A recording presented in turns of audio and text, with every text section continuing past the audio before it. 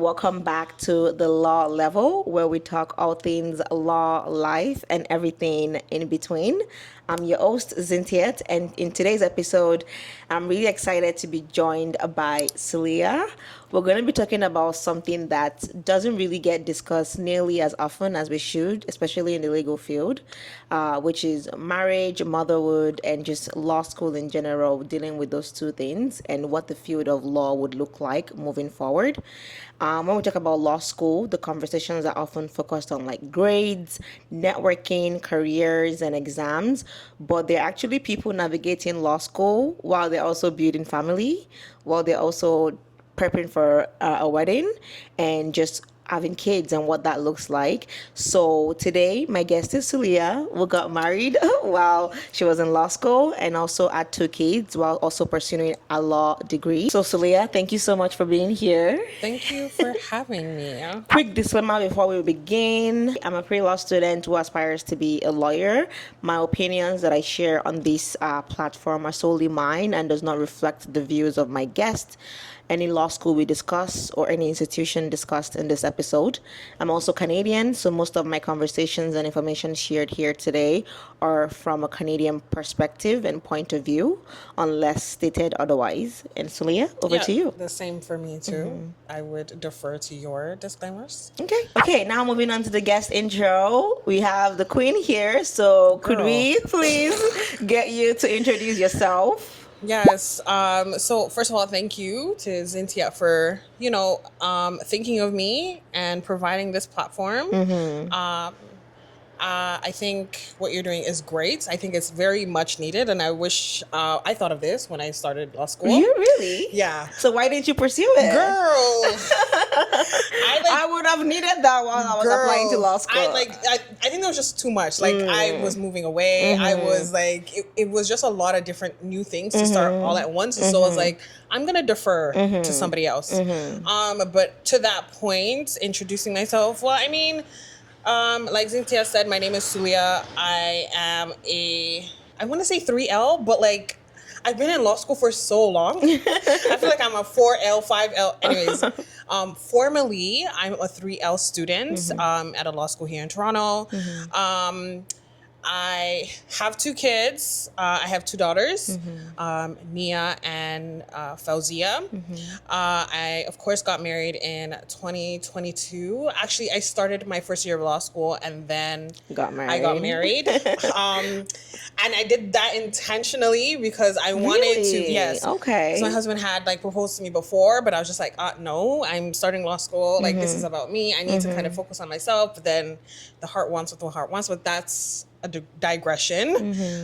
In terms of me, I mean, I think I'm a law school girly, almost done. I'm really passionate about like youth capacity, international law as a Nigerian Muslim woman, community and service to community is really important to me. I'm a Yoruba movie fan. I spent a lot of 1L, 2L listening to watching Yoruba movies in the background while doing assignments. It was like my getaway, to ground myself. That was very, very nice. Thank you so much for giving us that good background about yourself. It was really nice even getting to know you more. Yeah. So the next question here is, what inspired you to pursue law? Let me just be honest, because sometimes I feel like people like gloss over this. Like I come from, like I'm the first girl, first generation, eldest daughter of 4 boys, like Nigerian Muslim. Do you get what I mean? Like I wanted a job that allowed me financial security. Okay. Of course, that's subjective. A lot of people say, oh, don't go into law to make money. But to be honest, a lot of us are going to law school, not primarily as a reason to make money, but of course to the access to exactly the proximity to like financial security. And that's what I wanted for myself. Initially, I was applying to go to, I have a long-winded story. I got accepted to a school for nursing. Kind of changed my mind. I was like, no, I don't want to do nursing. Me too, actually. Would like to go to med school. So I went the pre-med route. there was something about it I just didn't like.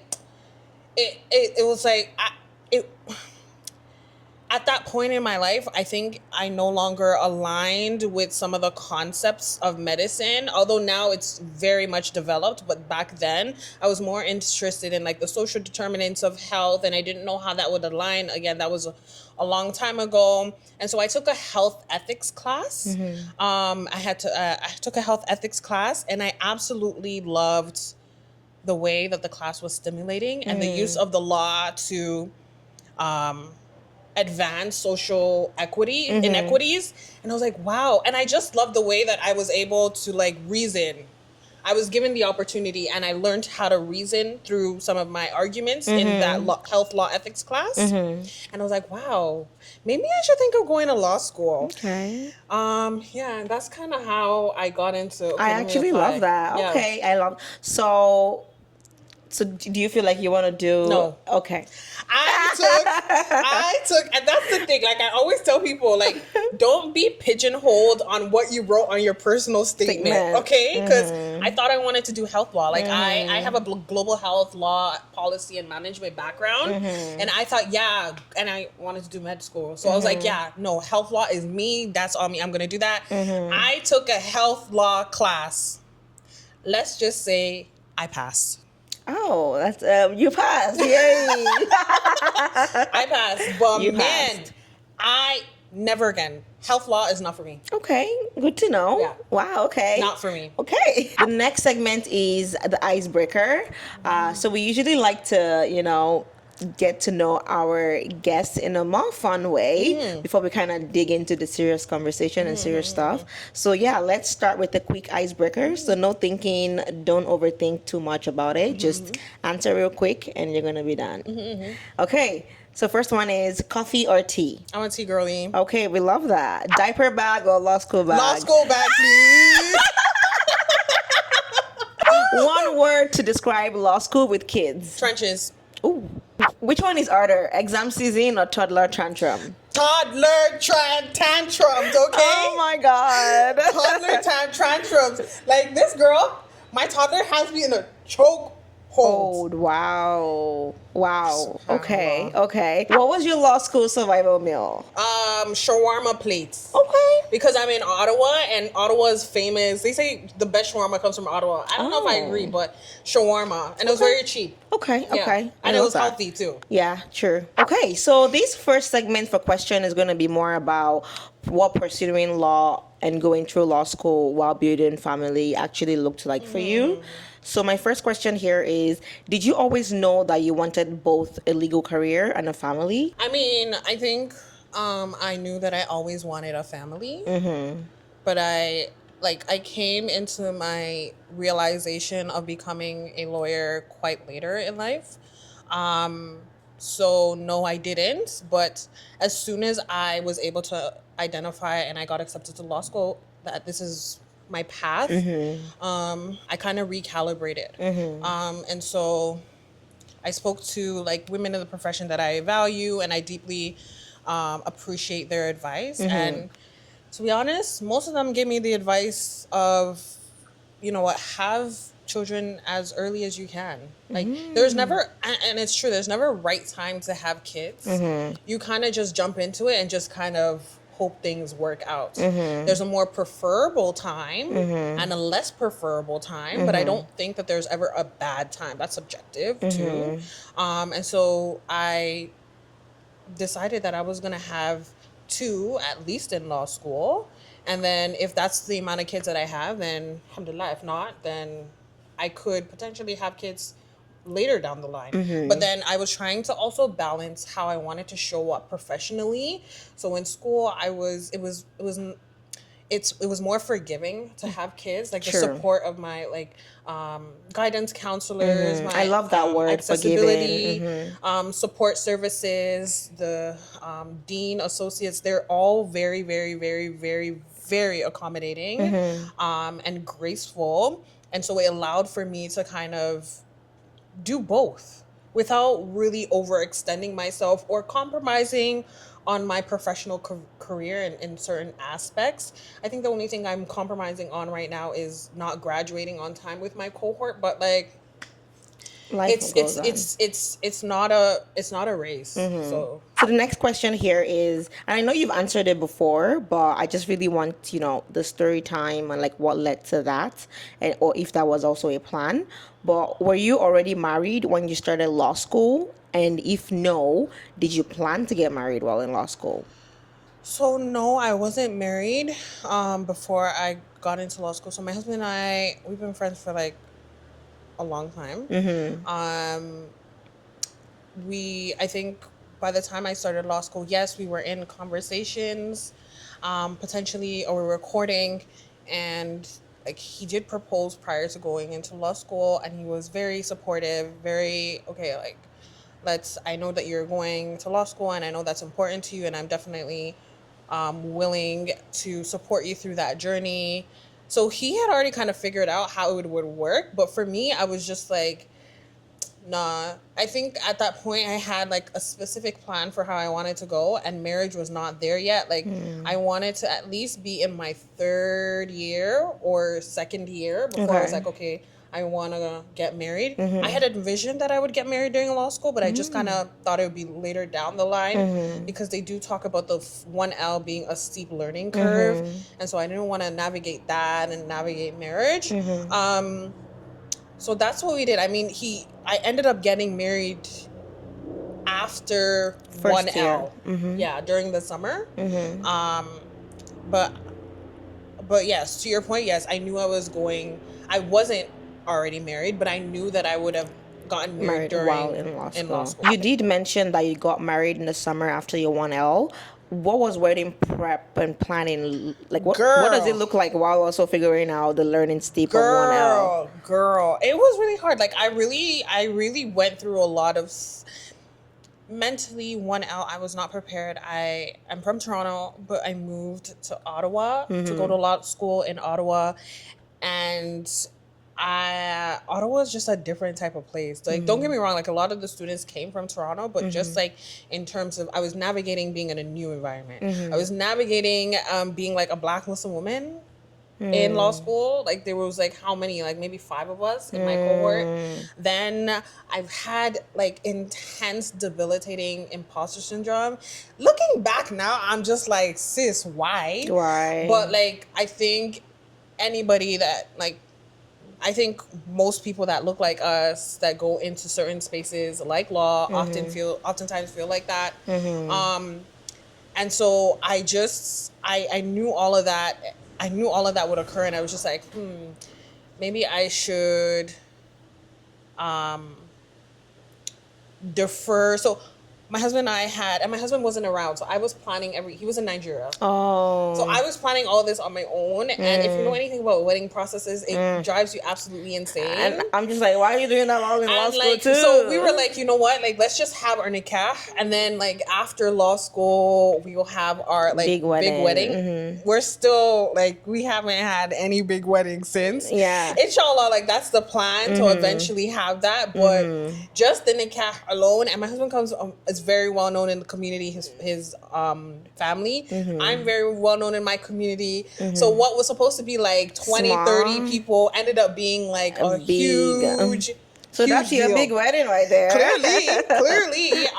But yeah, it was a lot. It was a lot, and especially because I think a lot of the frustrations for me was that I didn't anticipate it. I'm a serial planner. So I didn't anticipate it unfolding in the way that it did, and I didn't think that it would happen so early on in my law school journey. Okay, so the next question is, did people ever suggest waiting until after law school for you to get married or have children? And if yes, did you listen? Okay, first of all, I would never listen. And I don't think people did, because I don't think I had a conversation with people about that. Like, I think it's a deeply personal decision. And I think maybe my best friend, but my best friend was like, girl, have children anytime. Like, don't wait for these people to be telling you what you're doing with your womb or what you're doing with your love life. So no. And even if they did, like, I would take it, be respectful about it, but I will end up doing what I want to do, which I did. Okay, so the next question is, what was your initial reaction when you found out you were expecting while in law school? Yeah, so I got I got pregnant maybe like 4 months after I had, or 2 months. 2 months after I got married. Oh, 'Cause wow. I had got married in May and I was pregnant by like August, The summer? April, August. Okay. So I wasn't in school. So I was like in my first trimester at home for the most part. And mind you, I was in Toronto. Okay. My husband and I were living in Toronto then. And I was really nervous about going back to school Ooh. because I'd have to go back to Ottawa. And so I was really nervous. You know, my husband was really cheering me on, like, don't worry, baby, you got this. Don't worry, I'll come and see you every weekend. I went back and I was crying every day. Like, my initial reaction when I found out was, alhamdulillah, like, I'm happy. But I was just so nervous about how to, like, be in my second-ish trimester while I've never been pregnant before. Like, it's my first pregnancy. Like, and not having like a village not around. having my village. And I'm a big village person. Like, my whole first trimester, I think I was with my mom's place. Like, I didn't really see my husband that much because I was throwing up. I was, like, really in the trenches. So it was really, really hard. But yeah, I was crying every single day. Like, I would leave classes and cry. And yeah. So I ended up having to transfer. And that's how the discussion around transfer came in. Okay. Did I take a leave? I think I did take a leave. Yes, I did take a leave. I came back. I didn't finish that semester, that term. And I just continued at my new transfer law school I transferred to. Okay. Sounds good. Okay, okay. I like that. Yeah. Yeah, because I was like, did you actually like, so that year you just stopped going to school Yeah, and then I next stopped- summer you Yeah, transferred? I think I stopped early October. Okay. So I just waited and I was due in April the next year. So I just waited. Okay, sounds good. Next question is, how did you manage studying with a newborn or just a young child? 2 kids now, you know? Like, how did you do it? My mother. Oh. My mother.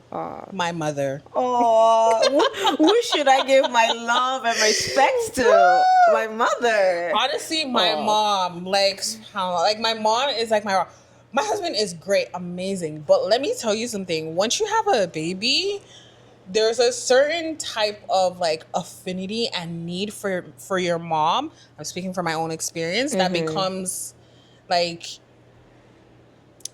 electric. Like there is nobody that understands what you're going through at that critical moment than your mother or a mother figure in your life. For me, it's been my mom. My husband, of course, he's been super great. He's been super great, especially in terms of interrupting my internal negative monologues. I have a lot of those. I'm a serial overthinker. Serial overthinker. And I think my husband is just more pragmatic, much more like go with the flow, much more like don't worry, Allah got you, like God has you. So like definitely my husband, my friends, my sister friends. Like my girlfriends are like, I have like some of the best girlfriends around me. Like they're absolutely so great. Even you too. Even you. I think now more than ever, especially like in our society where like narcissism and like just we live in such a like society. Yeah. I cannot stress and women love to do this thing like, oh no, like women are too toxic. I don't have women friends. Like I want girlfriends. I'm a girl's girl. I want womanhood. Everything. The girls the women that I've cultivated and are around me that we pour into each other are unmatched. I don't think I would have been able to do the studying, the like newborn trenches and my daughter's terrible twos without the women in my life. And I think that's so important. So the only way that I'm able to kind of self-actualize and do what I do for myself every single day is because I have women behind me that are cheering me on. I love and that. Literally lifting me up. I love literally. that. I love that. Yeah, it's really important to have that village and community. And I think having that in your mother and also your girlfriends, really, really important. Okay, so this next segment is going to be more about the mental load and just motherhood. I know we dived into motherhood and, you know, what finding out that you had a kid or you're pregnant with your baby and what that looks like and what, you know, work and what this new life looked like for you. Yeah. But I think one thing most people don't really usually see or always appreciate is the more work that is invisible, like underneath work that comes with being a mother. Yeah. And you having to do that plus law school. Yeah. The next question is, how did you manage the mental load of being a student, being a wife, being a mother, a new wife? And a new mother. Yeah, lots of newness. Yes. I think one of the first things I learned early on was learning how to let go. I mean, I remember I went to my first prenatal appointment and my clinician at the time, I was just complaining to her. I was like, oh my God, like I'm just so anxious. Like I'm thinking about school. I'm thinking about like how to just show up for my husband, like with this child. Like I'm just having all these symptoms that I've never like. She's like, girl, let me tell you, one thing kids will show you is that you are no longer in control. It's their world. You're just living in it. And that's one of the things that I've had to, again, I'm a serial planner. I'm a type A personality. I always need to feel in some sort of control.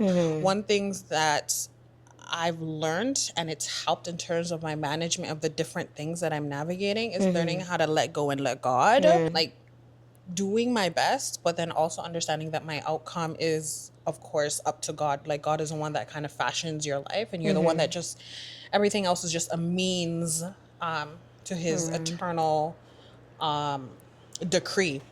So mental load, a lot of good learning how to interrupt negative monologue was important for me. A lot of therapy, being gentle, compassionate to myself. That was very important because I was in such a critical time, or oftentimes just in a critical, if it's postpartum or just during pregnancy, it's so easy to kind of get caught up in like the thoughts of, oh my God, what am I doing?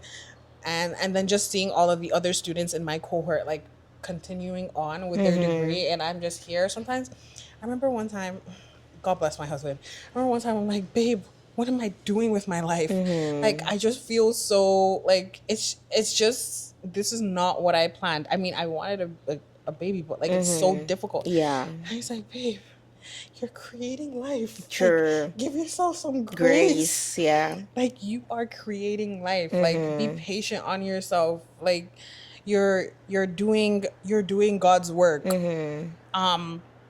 And so it's also one of the ways to manage all of this is to choosing a partner that's compassionate, choosing a kind partner. Like, I don't think I would have been able, people see me and they're like, oh, like she looks all put together. To be honest, a lot of it also has to do with like my husband and his ability to like, he's just very supportive. Whenever I ask, like whenever I need to do something, oh yeah, babe, don't worry, I got it. Like, it's just very like, my husband rarely says no. And when he does say no, I know like those are like the very few times. So I'm very like, but he never says no. He's very encouraging. So I think that's made all of the load carry to handle and That's carry. Good. Okay, I love that. Did you ever experience mom guilt? Girl, yes. In the beginning, like the first time I had to leave my daughter with my mom to go to school. So my daughter didn't start going to daycare. My mom was taking care of her, and my mom would take care of her Monday to Friday. So I wouldn't see my daughter till the weekend. And I felt very guilty. Wow. I was like, oh my God, what am I doing? Is my daughter going to need therapy from me, because of me when she grows up? Like, I'm neglecting her. Yeah. And I was like, everybody told me, girl, she's not gonna remember No, this. she's gonna remember. So yeah, I did experience a lot of the mom guilt. Ask me if I experience mom guilt now. Do you experience mom guilt No, now? like Okay. I've had to like really. I am doing the more that I pour into myself as a mother, as The a more you're wife, able as to. a sister, I'm able to do more for the people around me. I don't want to be those bitter moms that live vicariously through their daughters. You know those mothers that are insanely jealous of their daughters because they're living the life that they We wish don't. they would have done. Yeah, No, no. thank you. Look at you here Like, without your kids. no, no, Yes. no. If I can leave those kids at home, I'll leave them. If they can come with me, they can come with me. But Yeah. I try my very best to continue living my life alongside my children. Like I think it's gonna it presents such a positive image of womanhood to my daughters because they're Exactly. able to see that you exist outside of what your womb can or cannot do. Like you are an individual person. You have a purpose outside of your ability to have children. kids, Like yeah. you have a God-given responsibility to be on this earth. Figure out what that is. Do that alongside your Everything else, children yeah. or your husband or like live your life. Yeah. No, I agree. And I love the way you answer that question because at first, you might have felt that mom guilt because it's your first time doing this. But then looking back, you're just like, oh, wow. Yeah. If I don't pour into myself, there's no way I can be able to show up for these kids. No. Like I was 5 weeks into, I had my second child in November. Oh my God. Last year. When she told me she had a baby, I was like, and then she still had to write some exams. Oh my God. Oh my God. I had my daughter in November. Classes started again January 6th. Oh wow. I was dreading it. Honestly, God is so good. I was like, oh my God, like how am I gonna do it? I need somebody to take care of my First newborn. My firstborn was going to daycare, but my newborn, I needed somebody to watch her at least. Somehow things worked out, okay? I had only one class on Tuesdays, and that's all. And it was from morning to maybe late evening. My husband could handle the late evening, but I needed somebody to watch my daughter for at least During the 1 day. or 2 hours. Yeah. I don't know how. Like I met this beautiful sister who was also pregnant on my floor that volunteered. Wow. Don't get me wrong. The first day I left her with You were the scared? sister, I was crying in my class. I was bawling. I would go on break and I would incessantly check my phone. I had a camera, check my phone that my baby was okay. Yeah. Like, but everything worked out. And honestly, what helped was I had one of my sister friends, Siham. She also had a baby then too. And whenever I'm going through a major life crisis, I always call Siham. And she went to law school. She's doing very, very well for herself. Like she literally breathe life into me. That's like good. Her and my sister-in-law and like a lot of the women around me just breathed into me and told me, girl, you're doing this. Like your daughters are gonna be so proud of you. Like they're gonna be like, wow, my mom did that. Yeah. So yeah. No, I love that. How did you protect your mental health during this period of time, and what helped you stay grounded? Yeah, prayer. I like to think of myself as a deeply religious person. And so I really look for ways to cultivate my spirituality in times of distress and happiness. And I think that really helped protect my mental health. I also sought therapy. I have the amazing therapist, this Black woman that I also always run to. And of course, like, just being honest with my husband in the beginning was really important to me, especially during the second time around, because I knew what to expect. And thankfully, like, he also knew what to expect too. He did his own research. I didn't really need to tell him. He kind of just knew what I needed and helped put certain things in place for me. So I think all also being honest about what I was feeling. Because I have a habit of just like keeping everything in, because I don't want to make other people uncomfortable. Like I don't want to do too much. Is this show about me? Yeah. Like, are you talking about me? Like I feel some type of like I don't want to burden people. And so I've been very honest about voicing what I need from the people closest around me, and it's been for the better. Yeah. Okay, so this next segment is going to be about breaking myth. I think there is this narrative that women have to choose between career success and family, and that's even outside of law. And my first question here is, do you think women are often made to feel like they have to choose a successful legal career and or a family? Um, I think it goes in lines with this concept of like, can you have it all, right?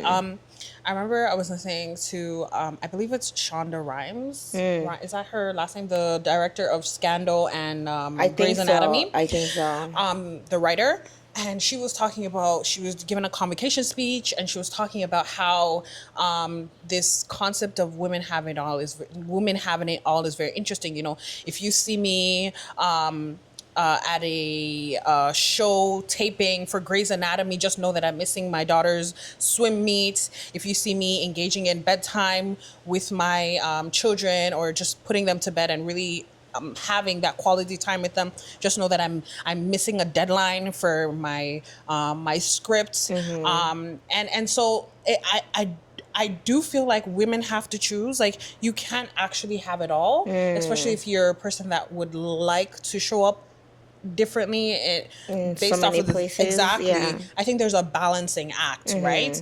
And I don't think that society makes it easy for women to do that No. balancing act gracefully, and without like a total overextension of yourself, and sacrificing all of yourself to do that.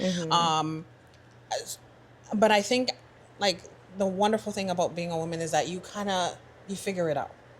You're kind of able to do that with To do it, under yeah. the assumption that you're able to give yourself grace, and Yeah. you know that, like, you can't have it all, in the sense where you can't, even if you can't put all 12 eggs in one hand. Yeah. You probably have to balance it. Yeah. Do you get myself? If you Yeah. want, if I was gonna say, if like, you want balancing it. or doing one, like for example, if you're trying to move 12 eggs from Yeah. one basket to another, Yeah. you can carry it all together, Exactly. but you can do maybe 2 now, Exactly. 3 now, Exactly. X amount of you Exactly. before then the 12 You'll get the full 12, but you just can't do it all at the Yeah. same time. And I think that's so I think the earlier women are able to understand, we are able to understand that, the better we are at being compassionate with ourselves when we fall short, because we will. And then thinking about, like, womanhood and motherhood as, it's not just your job. It takes a village. It takes a lot of people around you. It takes you having contingency. And I'm so happy, again, Siham. Like, Siham is like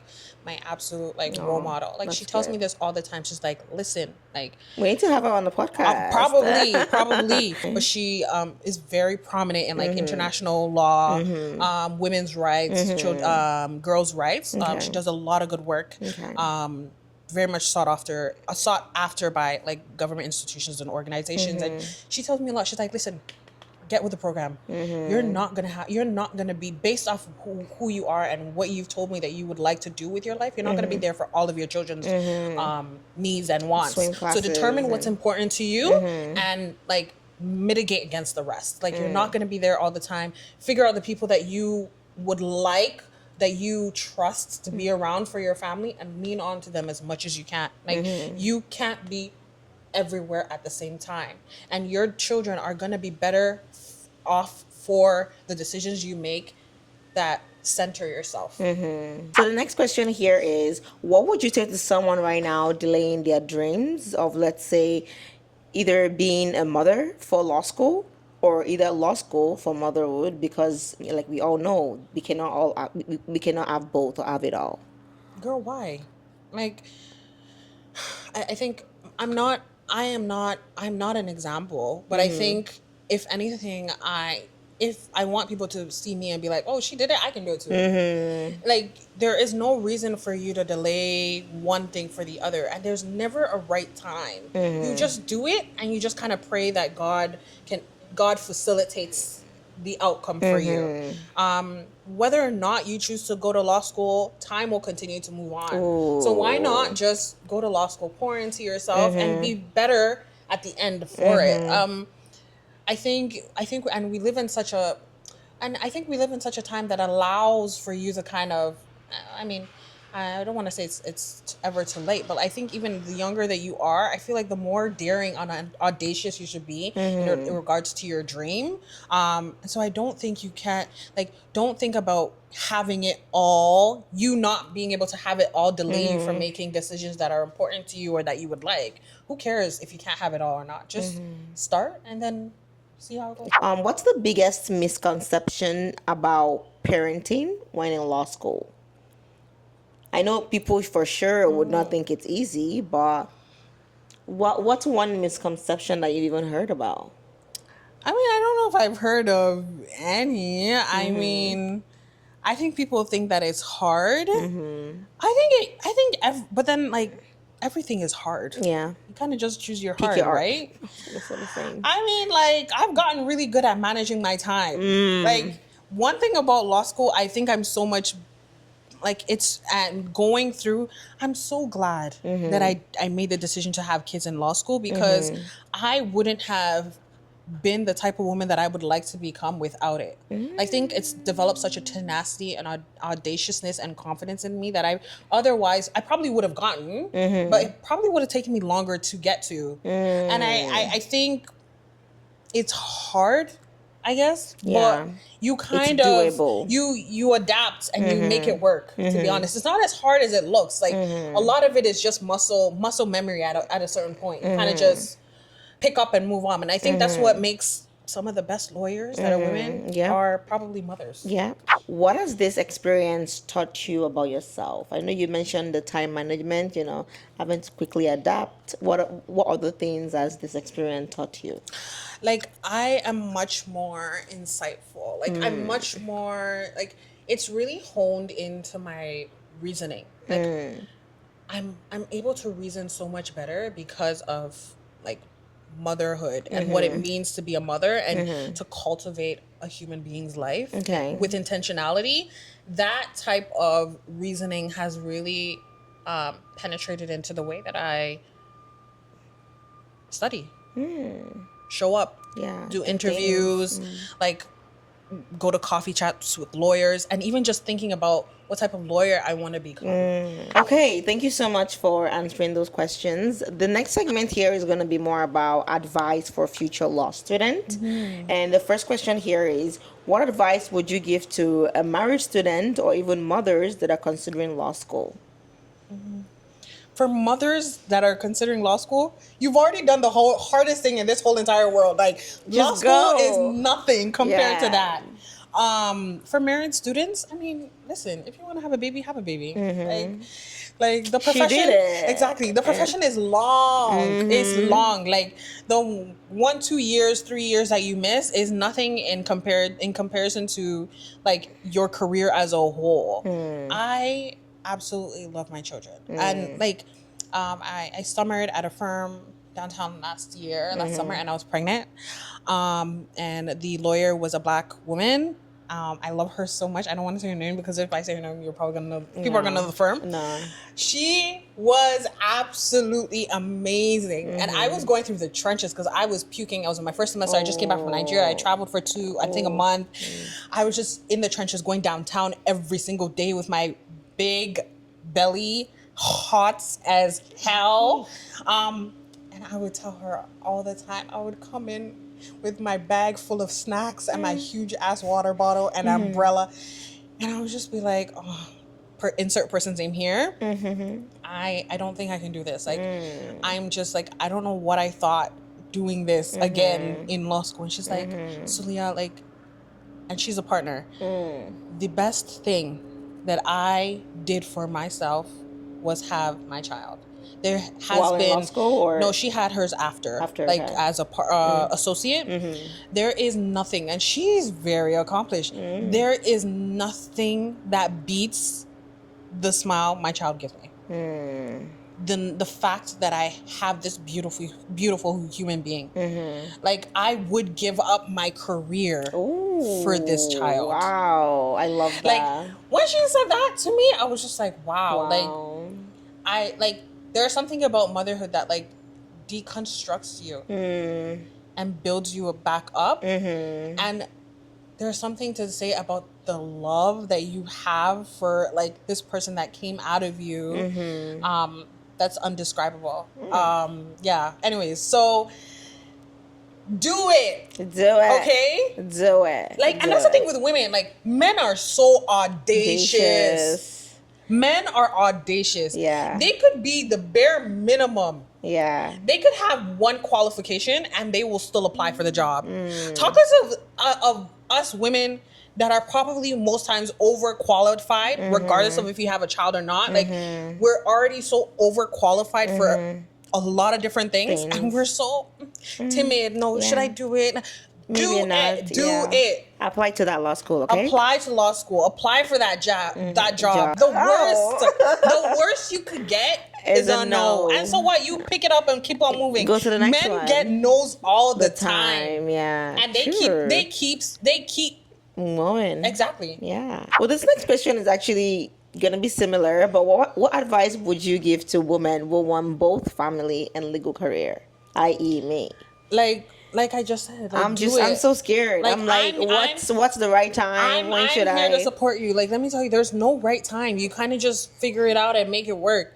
Like, there's always going to be something else that you don't factor for. I think I was watching this YouTube video yesterday, and I'm trying to relearn how to learn. So he was telling me that you never kind of, it's an over assumption to be like, okay, I've done all these things and now I'm ready. Because you're never actually ready. It's more important to, especially in the way that our brain works, to get at a comfortable range of options that allows for the tides to turn anyway. So that's what he's trying to say is, don't put all your eggs in one basket. Just do it even while you're still there's never a perfect time. You just do it and just make sure that you're doing it in a way that you can control for certain things, but you can never control for all of it. Because even if, you're thinking everything's going to be perfect, you're not ready. Yeah. There could be other external factors that could just hinder whatever goal you have, so. And but for family and legal career, I would say to you, like, for me, it's really scary. Like, when I think about it, I'm just like, oh, law school, marriage, like, having kids. And, with the firms, they're very, when it comes to taking time off, being an associate before you make partner. So all of those timeline, I'm just trying to add 1 and 1 and 2 plus 2. Yeah. So but you see, you're trying to add 1 and 1, 2 plus 2, but God got you. Like you didn't birth yourself. Ooh. Did not.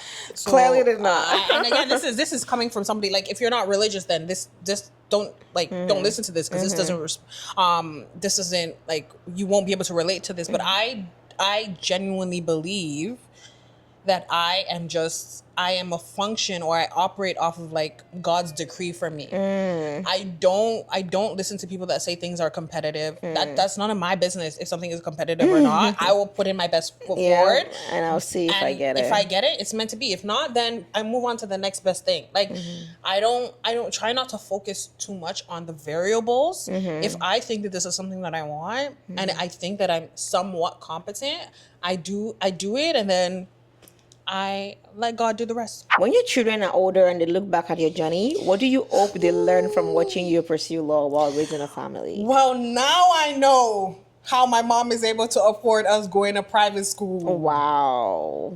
Now I know how my mom is able, how I'm able to take the semester off and go to Paris or Japan. Yes. And learn Japanese. Yes.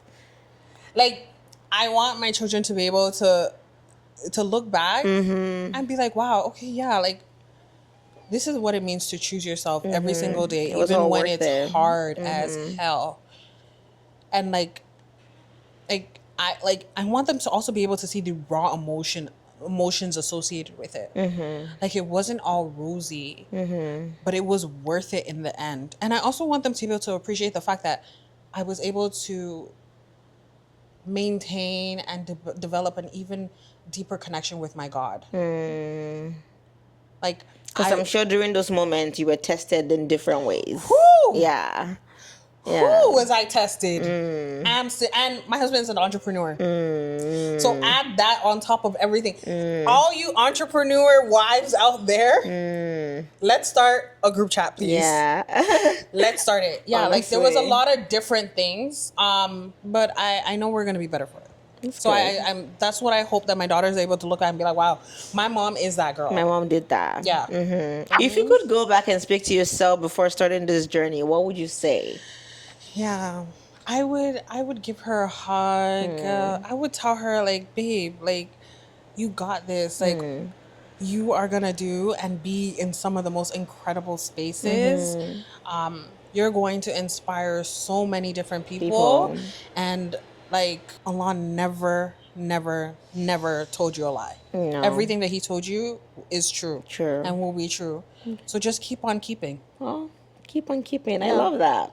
Yeah. Keep on keeping. Period. Wait, I'm actually Keep on keeping. I actually love that. Well, thank you so much. Thank I you, really babe. appreciate you coming on the Thank you episode for having today. me. Thank you for doing this. Yes. Like, this is absolutely amazing. And this is all of, and I'm a very big pay it forward. Like just because I went Yes. through the trenches doesn't mean you have to go to the trenches too.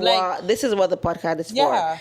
My word is impact. Yeah. I want to be able to be impactful. People should be watching this Yeah. and being like, I learned 1 or 2 or Yeah. 3 or 5 Yeah. things from Yeah. this. And yeah, this is where all your questions are going to get answered. Yeah. Different topics, bringing in different guests Yeah. to help them, and even sharing my story. Yeah, yeah. It's the learning together. Yeah, Also, yeah, it's the helping you see that I didn't start from where Yeah. I'm gonna be. Yeah. I started from here. Yeah. Episode 1, And your story is also very inspiring. Yeah, thank It's you also so very much. inspiring. Thank So, you. Yeah, no, thank you for having Okay, Suliya, thank you so much again for being on this episode and sharing your story. Thank you for having me, I babe. think these conversations like this are really important. I actually got answers to my questions because, as you can tell, like when I reached out to her, I was like, this is actually one that I would be asking questions from deep from my heart, yeah. because I'm always so confused. Like, and people are so quiet about this, wondering how you can be able to achieve ambitious goals while also building life and, something like law school is not easy. The legal career is not absolutely easy. And doing that together while also getting married, having kids, like your story really reminds us that there's no single timeline or success or single way to navigate law school. Yeah.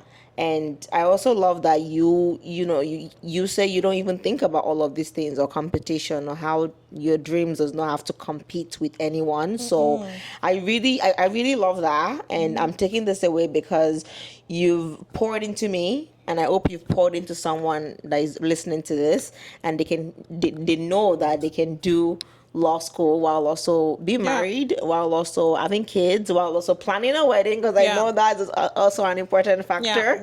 But yeah, if you enjoyed this episode, make sure you subscribe, like, share, comment, leave a review, whatever you can do. Share with someone that needs to hear this conversation. And thank you so much again for tuning in to another episode of The Law Level. I'm your host, Zintiet, and your guest, Suliya. and I'll see you in the next episode. Bye.